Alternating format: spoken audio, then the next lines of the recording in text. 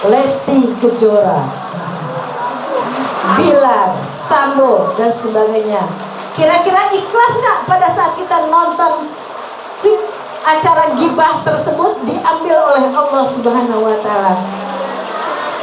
Maka kita harus selalu mencari waktu-waktu di mana tersusun kedekatan kita kepada Allah, sehingga Allah mengambil kita di waktu yang sangat tepat, di tempat yang sangat tepat. Nah, ya, betapa ikhlasnya kita saat Allah mengambil kita. Kita ini akan diambil oleh Allah sebagaimana kebiasaannya. Baru-baru ini kita melihat seorang ustazah sedang membaca surat surat Al-Quran, ayat Al-Quran. Bacaannya, ilahukum wa ilahu wahid, la ilaha illa anta, la ilaha illallah. Jadi tidak ada Tuhan selain Engkau yang Esa. Nah, bayangkan ketika beliau membaca itu, Allah mencabut nyawanya. Itu sama dengan bacaan la ilaha illallah, dakhalal jannah, masuklah ke dalam surga dari pintu mana yang engkau kehendaki. Ya Allah, manis sekali kematian seperti ini. Karena mati itu pasti akan mendatangi kita. Maka pilihlah waktu mati yang kelak kita akan masuk. Kematian itu menjadi pintu gerbang kita untuk masuk ke dalam surganya Allah. Nah, disitulah Allah akan mengambil kita sebagaimana kebiasaannya. Seseorang ahli pengajian, hari Jumat ada pengajian di sini, hari Sabtu mampir ke rumah dakwah, hari Ahad di mana, besok insya Allah Allah akan mengambil kita dalam keadaan sedang pengajian di taman-taman surganya Allah yang ada di muka bumi, yang sedang menuntut ilmu. Berapa coba kebaikannya? Sedang menuntut ilmu itu mati syahid, meninggal di tempat taman-taman surga yang ada di dunia. Berjalan menuntut ilmu adalah berjalan menuju fisabilillah. Di tempat Allah turun semua malaikat-malaikat yang ada di langit untuk bersama-sama kita mengabulkan doa-doa kita. Betapa banyak kemuliaan-kemuliaan yang kita peroleh sekaligus dengan hanya mendatangi majelis taklim. Dan saat ini hujan lebat, ibu-ibu duduk manis untuk kita sama-sama membesarkan nama Allah. Mudah-mudahan Allah terima semua amal ibadah kita. Amin. Artinya apa? Yang jangan sombong juga. Jangan merasa orang lain di luar itu kita lebih baik. Ini cukup kita dengan Allah, bahwa kita hadir dengan penuh keikhlasan. Semoga Allah terima. Sahabat Ali bin Abi Thalib, ketika dia berkumpul ya dengan para sahabatnya, dia berkata begini, seandainya ada suara dari langit, seandainya, saya ulangi pelan-pelan ya, Ali bin Abi Thalib itu bilang begini, seandainya ada suara dari langit, wahai seluruh penduduk di muka bumi ini, semuanya akan masuk surga kecuali satu. Ya, ada suara dari langit, malaikat berteriak, seluruh penduduk muka bumi ini akan masuk surga kecuali satu. Apa lanjut Ali bin Abi Thalib? Maka aku sangat takut kalau yang satu itu ternyata aku. Bayangkan, sahabat Rasulullah dijamin masuk surga, pun takut kalau seandainya amalnya tidak diterima. Jadi ini yang harus kita tanamkan dari hati, sebuah kecemasan, takut-takut kalau amalan kita tidak diterima. Maka jangan biarkan di dalam hati ini ada peluang-peluang untuk sombong, peluang-peluang untuk merasa lebih baik daripada orang lain.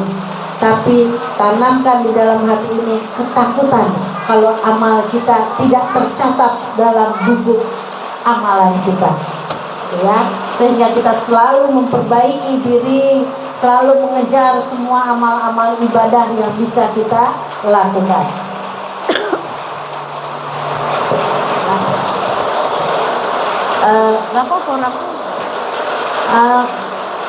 Baik ibu-ibu, saat Rabiul Awal ini memang saat kita untuk selalu mengulang-ulang cerita tentang Rasulullah.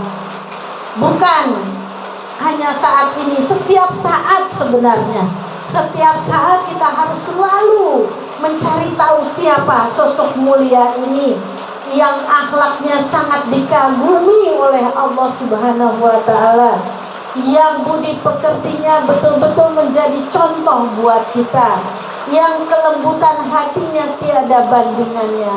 Kita harus selalu mencari tahu, selalu untuk mengikutinya, selalu untuk menjadikan dia contoh, dan terutama harus selalu kita rindukan. Ingatkan pada suatu hari ketika Rasulullah berkumpul dengan para sahabatnya, tiba-tiba wajah Rasulullah menjadi sendu, dan Rasulullah itu kalau berubah wajahnya para sahabat itu kepo. Ya Rasulullah, apa gerangan yang menyebabkan wajahmu menjadi berubah? Apa kata Rasulullah? Sungguh saat ini aku sangat merindukan saudara-saudaraku. Aku sangat betul-betul merindukan saudara-saudaraku. Mereka itu akan bersamaku nanti berjalan menuju surga. Wah, Rasulullah mengatakan seperti itu. Rasulullah merindukan saudara-saudaranya dan kelak akan berjalan menuju pintu surga. Para sahabat langsung pada bangun, pada antusias, dan sekali lagi pada kepo.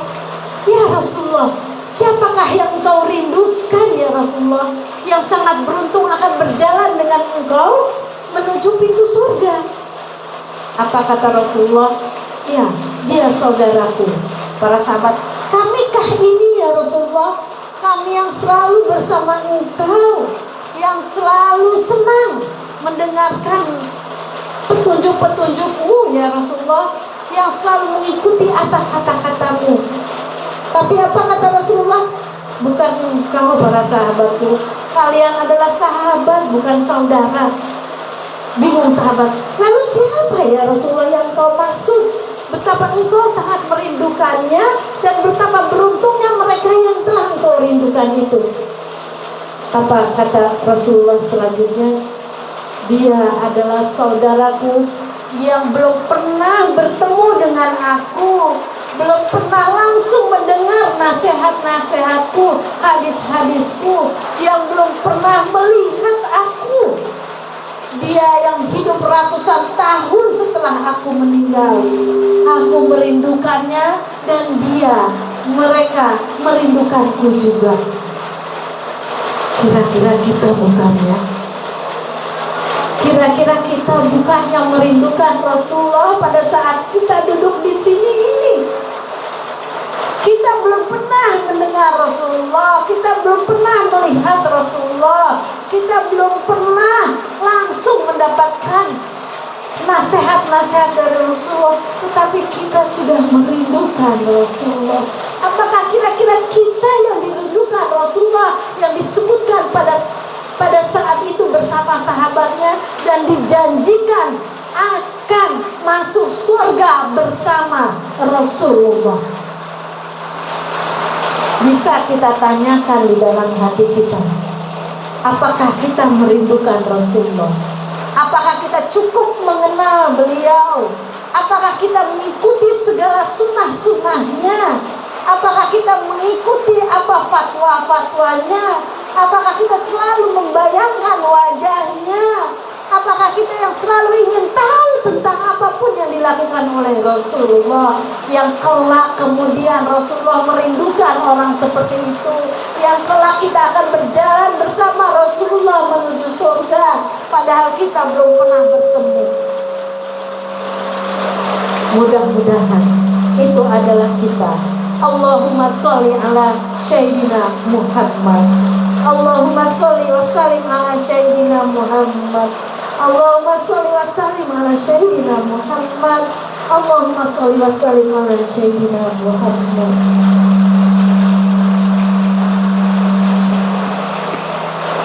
Ibu-ibu, setiap salawat yang kita sampaikan kepada Rasulullah, Allah akan membalas dengan 10 rahmatnya. Setiap satu kali kita berselawat kepada Rasulullah, Allah akan membalas dengan 10 rahmatnya. Padahal kita cuma membutuhkan 1 rahmat saja, sehingga Allah akan menyayangi kita, memberi kesehatan kepada kita, memberi kebaikan, memberi rezeki, memberi hidayah, dan memberi segala yang kita butuhkan. Kita hanya cukup membutuhkan 1 rahmat. Padahal kita telah membaca berkali-kali selawat. 1 kali selawat 10 rahmat kita dapatkan. Kira-kira kita malas gak kalau berselawat? Apalagi di hari Jumat. Maka terus di dalam hati, Allahumma sholli wa sallim ala sayyidina Muhammad. Allahumma sholli wa sallim ala sayyidina Muhammad. Allahumma sholli wa sallim ala sayyidina Muhammad. Basahi lidah kita dengan selawat kepada Rasulullah sallallahu alaihi wasallam. Berapa rahmat yang akan kita dapatkan. Yang tadinya kita mau celaka, Allah selamatkan. Yang tadinya kita mau ditipu orang, Allah selamatkan. Yang tadinya kita didekati orang-orang jahat, Allah selamatkan. Betapa kita sangat membutuhkan rahmat dari Allah Subhanahu wa ta'ala. Ibu-ibu, kita harus belajar dengan para sahabat yang telah mengorbankan harta dan jiwanya. Saat ini pun kita sudah menunjukkan bahwa kita meninggalkan kenikmatan dunia untuk mencari akhirat. Walal akhiratu khairul laka minal ula. Sungguh akhirat itu jauh lebih baik daripada dunia dan seisinya. Bahkan Rasulullah mengatakan, sesungguhnya pada suatu hari ya, Rasulullah ketika berjalan-jalan bersama para sahabatnya dan menceritakan pada sahabatnya ketika melihat seekor anak kambing, ya. Anak kambing bahasa Jawanya apa? Cempe. Sudahlah anaknya, bukan kambingnya, ya, kurus dan mati. Ya, anak kambing mati, kurus, berpenyakitan, sudah banyak belatung-belatung lalat dan sebagainya. Apa kata Rasulullah? Wahai para sahabatku, adakah yang mau membeli cempe ini, anak kambing ini, adakah? Lalu apa kata para sahabat? Semuanya membuang muka, menutup mulutnya. Ya Rasulullah, mana ada yang mau membeli anak kambing busuk ini? Lalu apa kata Rasulullah? Inilah harga dari dunia ini. Dunia dan seisinya tidak lebih berharga daripada anak kambing yang sudah mati dan busuk ini. Maka apa yang kamu kejar? Kembali lagi artinya apa?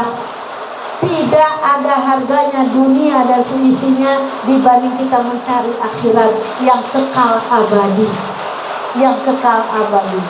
Hal inilah yang ditangkap oleh para sahabat yang telah menjual dunianya untuk mencari akhirat, karena akhirat itu kekal abadi.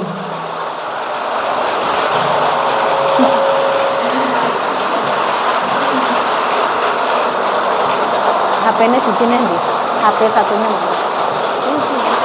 Itu bukan di video, bukan di dokumentasi. Ya. Ibu kenal dengan namanya Mus'ab bin Umair. Mus'ab bin Umair itu, saya kalau menceritakan beliau itu pengen nangis. Pengen nangis seorang pemuda. Mus'ab bin Umair itu pemuda yang ganteng. Diceritakan di Makkah itu tidak ada pemuda seganteng Mus'ab bin Umair. Kegantengan dan kekayaannya itu menjadikan dia sangat sempurna, ya. Sampai masuk ke dalam hadis Rasulullah mengatakan, Tidak ada seorang pemuda yang rapih sisirannya, bagus perejengannya selain Mus'ab bin Umair. Beliau anak seorang kaya raya. Bajunya itu bukan pesan di situ, dia pesan dari Mesir. Minyak wanginya dari Yaman. Kalau sekarang siapa ya? Kalau belanja pakaian itu harus ke Singapura, makan di Korea. Ada loh Bu, di Indonesia itu kalau makan dia harus pergi ke luar negeri karena nggak doyan makanan yang ada di Indonesia. Kalau belanja baju harus di luar negeri, saking kayanya. Jadi orang-orang kaya itu kerjaannya gitu Bu, ngabis-ngabisin uang. Tasnya aja seharga rumah kita Bu, 1 M. Tas Hermes itu harga 1 M gitu. Jadi uangnya itu tidak berseri gitu. Itu cara ngabisin uang triliunan yang dia miliki. Dan mungkin inilah gambaran Mus'ab bin Umair. Kalau dia datang ke pengajian kita nih Bu, Mus'ab bin Umair, kemudian dia pamit, sampai dia di ujung sana di pasar, wanginya masih terasa oleh ibu-ibu. Nggak ada ibu-ibu yang nggak tersipu malu gitu loh, melihat kegantengannya, kegagahannya. Mungkin ibu-ibu menyesal lahir duluan gitu. Saking ya Allah, Mus'ab bin Umair yang dipuji oleh Rasulullah, dipuji oleh penduduk Makkah pada saat itu. Dan ketika Mus'ab bin Umair melihat akhlak daripada Rasulullah, ya, akhlak daripada Rasulullah, Mus'ab bin Umair itu terpesona dengan Rasulullah. Dan saat itu juga beliau masuk Islam. Ini termasuk golongan orang yang awal masuk Islam, Mus'ab bin Umair, di mana di Mekah itu cuma dihitung dengan jari orang yang masuk Islam. Dan salah satunya Mus'ab bin Umair, anak orang kaya. Ya. Kalau datang kan naik kuda yang gagah, pokoknya apa sempurna lah. Tetapi Mus'ab bin Umair mendapatkan hidayah oleh Allah, dia masuk Islam dan dia rajin pengajiannya Rasulullah, sehingga banyak sekali ilmu-ilmu yang dia dapatkan. Dan akhirnya ketahuan Mus'ab bin Umair masuk Islam itu ketahuan oleh keluarganya.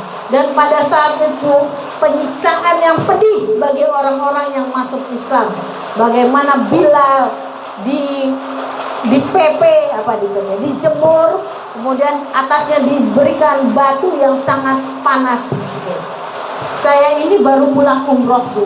Keadaan di Makkah, Madinah itu panas sekali, panas. Nah, saya bayangkan pada saat itu kalau orang dijemur di atas batu-batu, perutnya juga dikasih batu, udah gosong lah, nggak karu-karuan. Nah, kemudian Mus'ab bin Umair itu ketahuan oleh keluarganya dia masuk Islam. Kenapa orang Quraisy sangat membenci Islam saat itu dan gak mau menerima hidayah, walaupun Rasulullah menyampaikannya itu dengan akhlak yang bagus, dan Rasulullah terkenal dengan orang yang syirik, ya, orang yang benar, orang yang jujur, orang yang gak pernah bohong. Karena mereka takut kekuasaan, kekayaan yang mereka miliki menjadi hilang, menjadi punah karena tidak percaya kepada agama nenek moyangnya. Nah, sudah pasti ibu dari Mus'ab bin Umair itu marah besar. Padahal ibunya itu paling sayang kepada Mus'ab. Kalau Mus'ab bangun itu, makanan enak-enak sudah tersedia dekat dia, gitu. Dan Mus'ab pun paling sayang kepada ibunya.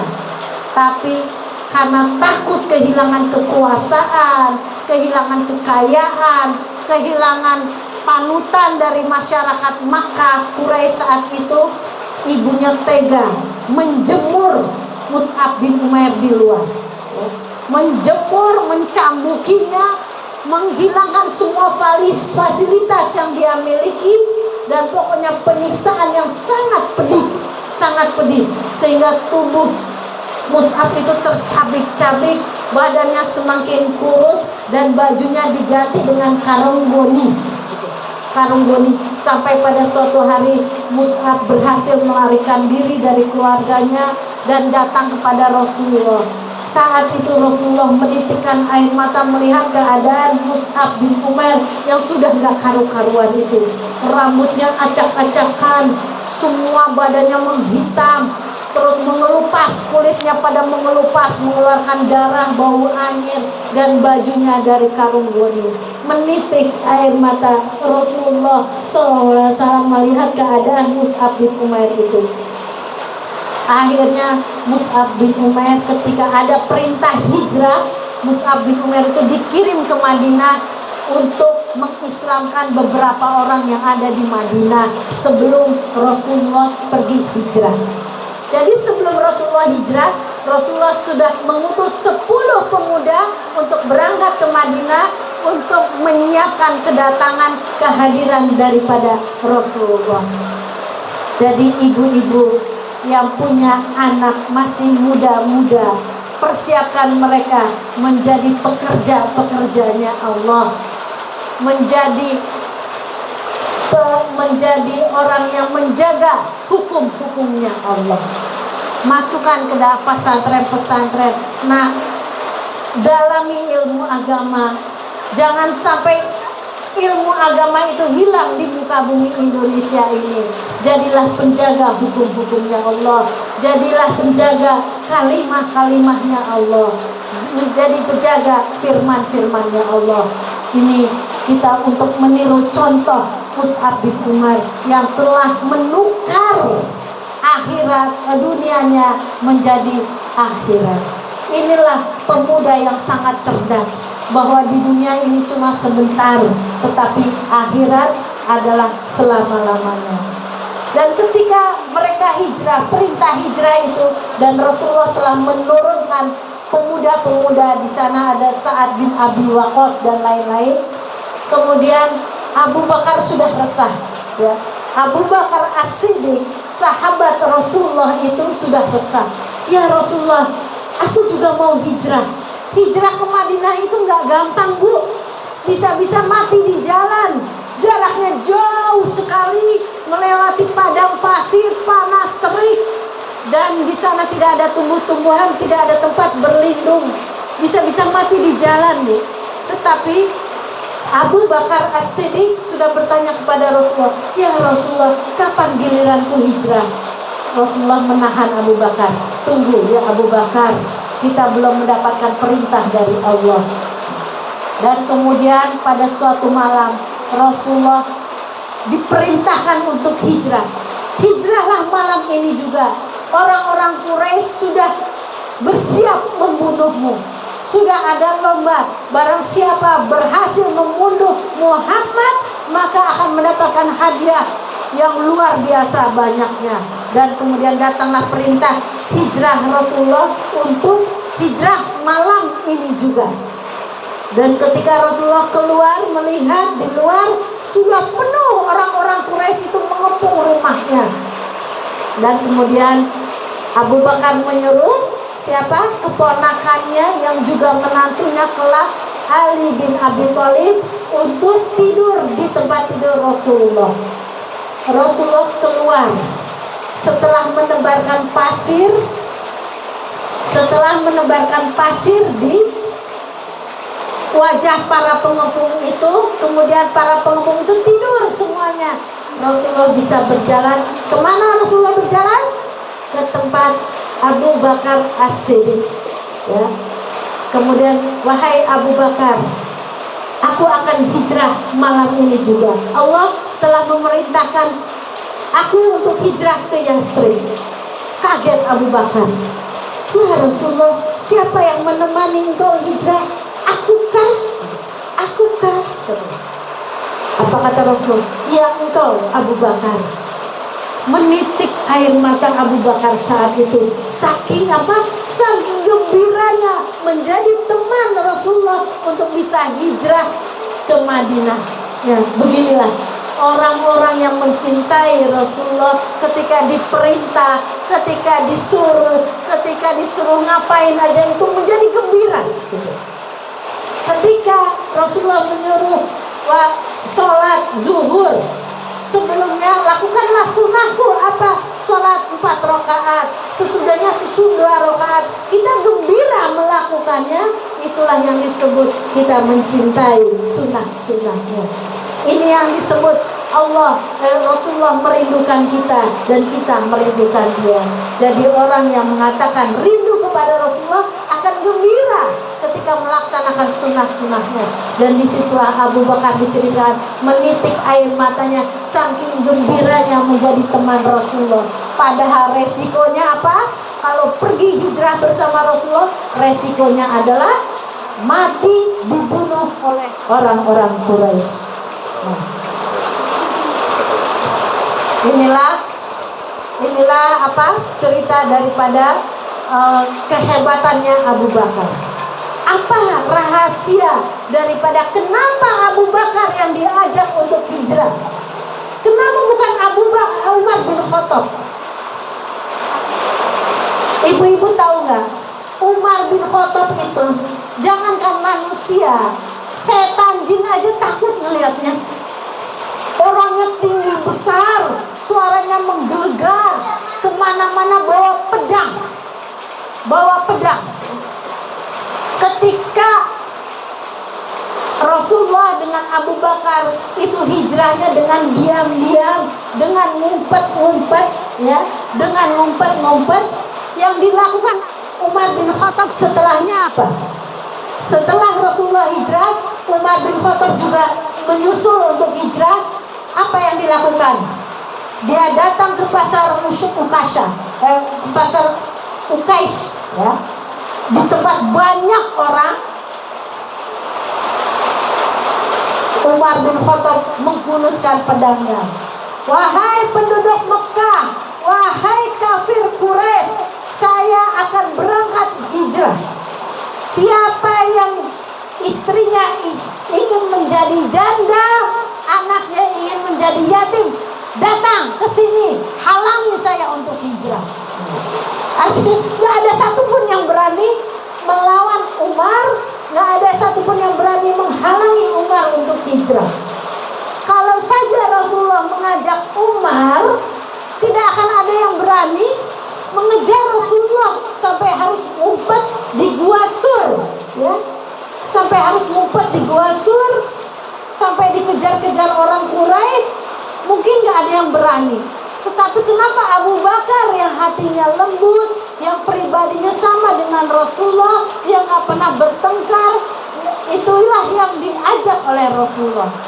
Ini ada rahasia Allah. Artinya apa? Di sini ada pelajaran bahwa kita tidak boleh bergantung kepada manusia. Kita harus bergantung kepada Allah Subhanahu wa Ta'ala. Yang menyelamatkan kita itu Allah, bukan manusia sama sekali. Jadi dipilihlah Abu Bakar yang baik, dan Allah menyelamatkan mereka berdua sampai ke Madinah. Inilah.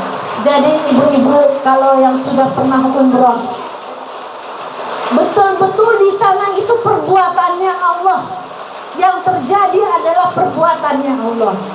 Bagaimana seseorang yang merasa bangga sudah sering ke luar negeri sehingga nggak takut gitu loh, nggak takut, saya sudah biasa ke luar negeri, nggak perlulah ngasih petunjuk yang benar. Apa yang terjadi setelah dia ngomong gitu? Dia tersesat. 3 hari dia tidak pulang ke hotel karena nggak tahu jalan pulang ke hotel. Nah, makanya nggak boleh ada kesombongan. Waktu saya haji, Bu, ada ibu-ibu yang selalu nempel pada saya sebelum berangkat. Orangnya lemah sekali. Bu Nofri, saya jangan ditinggalin ya. Saya itu orangnya penakut. Saya itu orang penakut. Ya Bu, ya Bu. Dia, tapi Bu, bisa nggak? Saya tuh mau pengen banget nyium Hajar Aswad. Saya menyepelekan dia. Jalan aja takut mau nyium Hajar Aswad. Yang di sana tuh orang-orang saingan kita, orang-orang tinggi besar, orang-orang Arab yang enak aja kalau ngikut itu udah nggak tahu siapa yang disikut gitu. Jadi saya menyampaikan, saya ketawa aja. Ini jalan aja takut, dia mau berangkat mau mencium Hajar Aswad. Tahu nggak Bu? Sesampainya di Mekah hari pertama, ketika saya makan siang di restoran, dia datang sambil berlur air mata. Bu Novi, kenapa? Saya baru selesai mencium Hajar Aswad, nangis dia. Saya kaget, jalan aja lemes dia tuh Bu. Hah, kok bisa? Ya Bu nggak tahu, tiba-tiba ada yang mendorong saya terus, mendorong sampai saya tahu-tahu, hah ini Hajar Aswad. Jadi di sana itu betul-betul adanya perbuatan Allah Bu. Gitu. Orang yang benar-benar bersungguh-sungguh berniat mencium Hajar Aswad karena kecintaan kepada Allah dan Rasulnya, sama Allah dikasih jalan. Padahal saya nggak usah dihitung berapa kali saya umroh, belum pernah Bu, belum pernah bisa mencium Hajar Aswad. Ini orang yang saya sepelekan, yang selalu bergantung kepada saya, ternyata keikhlasannya beliau itu bisa mencium Hajar Aswad. Coba bayangkan Bu, saya juga gitu. Orang bilang saya itu yang nggak lurus banget. Artinya apa? Kesehatannya itu masih dipertanyakan. Tetapi saya mampu membawa rombongan ketika di Mekah itu. Kadang capek banget setelah kita umroh, sa'i, terus kemudian membawa rombongan, marahin askarnya, ibu kayak gitu ya, jangan duduk di situ ibu, pindah ibu, gitu kan, keras suaranya. Tetapi kita memiliki kekuatan untuk bisa selalu beribadah. Disinilah bedanya Allah memberi kemuliaan kepada tanah suci itu Bu, dibanding tanah dimanapun yang ada di muka bumi ini. Tanya orang yang sering keluar negeri, apakah orang yang ke Turki pengen lagi? Cukup sekali. Yang ke Amerika, yang ke Jepang cukup sekali. Tetapi orang yang pernah ke tanah suci, mereka ingin berkali-kali. Doanya, ya Allah, kembalikan lagi aku ke sini, ya Allah, kembalikan lagi aku ke sini. Saya bawa keponakan Bu, dia selalu membawa makanan kalau ke masjid. Dia selalu membagikan makanan itu kepada orang-orang Indonesia, pekerja-pekerja orang Indonesia, supaya dia bisa berbahasa. Bu, kan banyak orang Indonesia yang membersihkan Al-Quran, yang menjadi pekerja Masjidil Haram. Ibu, ini buat ibu. Permintaan saya satu Bu ya, tolong doakan saya bisa kembali lagi ke sini. Selalu dia bawa makanan untuk minta doa, hal yang diulang-ulang seperti ini. Doakan saya Bu bisa kembali lagi ke sini. Inilah kehebatannya tanah suci itu, orang ini selalu berangkat lagi. Saya doakan ibu-ibu yang belum pernah berangkat ke sana, ibu-ibu bisa berangkat ke tanah suci dengan segala cara yang Allah berikan, dengan kemudahan yang Allah berikan. Amin. Yang sudah pernah, semoga bisa kembali lagi ke sana berkali-kali dengan mengajak orang-orang yang belum pernah. Amin ya rabbal alamin. Ini sudah jam berapa? Jam 5 kurang 10. Masih terus? Sudah? Mau tanya jawab? Ya. Ibu-ibu, sudah kita hangatkan dengan kerinduan kita kepada Rasulullah. Cari terus cerita tentang Rasulullah, bagaimana kebaikan akhlak beliau. Beliau sebagai pemimpin luar biasa. Kalau seandainya presiden kita ini akhlaknya meniru Rasulullah, maka sejahtera penduduk Indonesia ini. Apa yang dilakukan oleh Rasulullah? Rasulullah memiliki baitul mal, yang orang yang punya hutang bisa dibayar dengan baitul mal. Kalau ada baitul mal, maka pinjaman online tidak akan laku. Ibu-ibu jangan sekali-kali pinjam online. Manis membujuk kita untuk bisa pinjam, tapi setelahnya kita menjadi orang yang menderita. Telat hari kita sudah diteror dengan WA. Ada teman saya pinjam online apa? Tiba-tiba saya dapat WA. Jangan percaya dengan orang ini, ada fotonya. Dia pinjam tidak pernah bayar. Rupanya semua, kalau kita pinjam online itu Bu, HP kita disadap. Semua kontak yang ada di dalam HP kita itu disadap. Jadi ketika kita telat bayar, semua orang yang ada di kontak itu dikasih lihat foto kita. Ini orang pinjam uang nggak bayar-bayar. Ngeri. Jadi jangan pinjam online. Nah, Rasulullah menyediakan baitul mal untuk orang-orang yang tidak mampu membayar hutang. Ya, dan Rasulullah selalu memberi solusi. Tiba-tiba ada seorang pengemis minta kepada Rasulullah. Saya sudah 3 hari tidak makan ya Rasulullah. Apa kata Rasulullah? Apakah ada sesuatu di rumahmu? Ada ya Rasulullah. Baju jelek dan sebuah cangkir butut. Bawa sini. Dibawalah oleh pengemis itu baju yang buruk dan sebuah cangkir yang juga buruk. Lalu Rasulullah menyuruh para sahabat yang kaya raya, siapakah yang mau membeli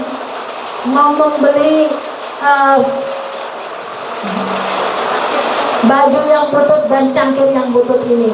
Sahabat yang kaya raya itu berkata, saya Rasulullah, saya beli 1 dirham.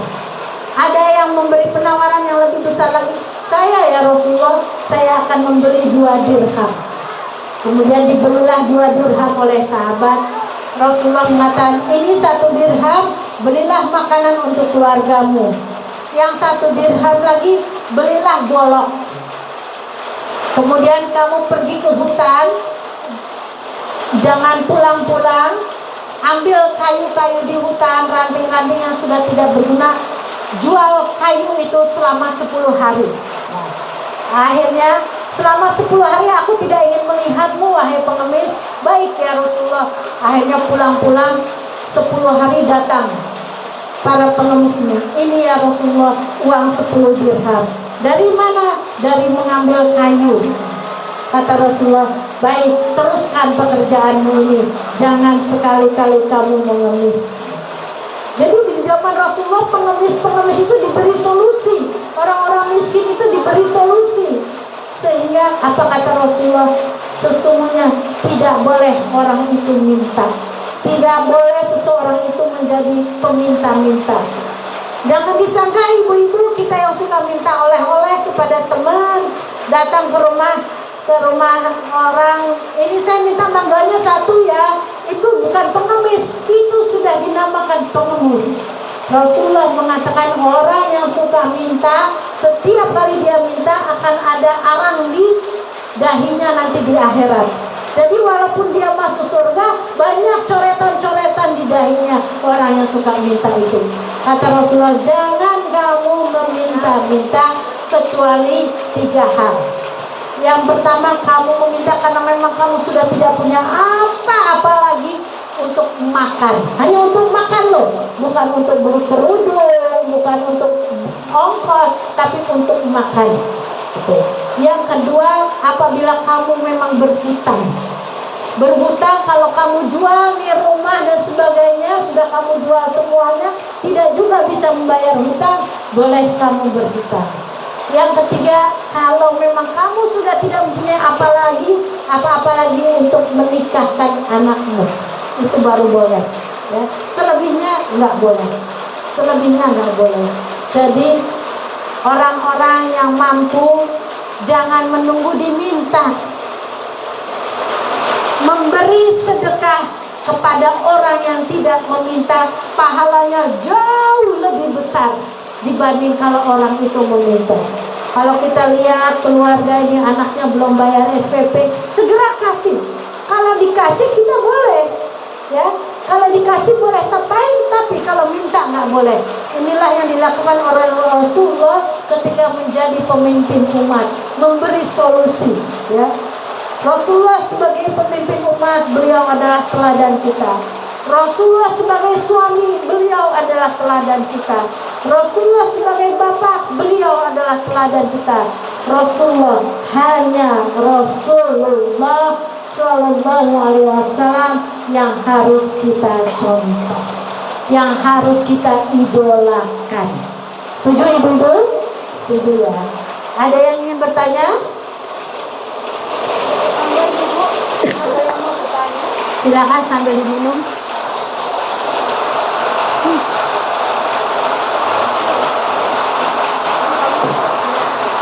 Dan mas, terus di foto ya, mas. Sini, sini, sini. Mas, mas, mas, mas, foto ke, foto ke. Iki nih. Hah? Itu loh, kameranya itu. Apa nak apa? Oh iya. Ya. Apa nak? Pulang. Baik ibu-ibu semua, alhamdulillah kita sudah sampai di penghujung waktu. Mudah-mudahan apa yang kita lakukan pada malam ini, sore ini, Allah berkenan. Jangan takut dengan hujan, karena hujan itu adalah rahmat dari Allah Subhanahu wa Ta'ala. Justru pada hujan ini doa-doa kita dikabulkan. Sambil berjalan pulang, ibu mintalah apa yang ingin ibu minta. Apa pengen anak soleh, soleha, apa pengen dagangannya laku, apa pengen punya menantu, apa pengen punya anak, apa pengen punya suami yang baik. Ibu doa, ibu minta segalanya, karena ini adalah waktu mustajab dan Allah sedang melihat siapa yang terbaik amalannya. Mudah-mudahan apa yang sedikit ini bisa bermanfaat. Mohon maaf atas segala kesalahan. Wabillahi taufiq wal hidayah. Assalamualaikum warahmatullahi wabarakatuh. Assalamualaikum warahmatullahi wabarakatuh. Terima kasih kepada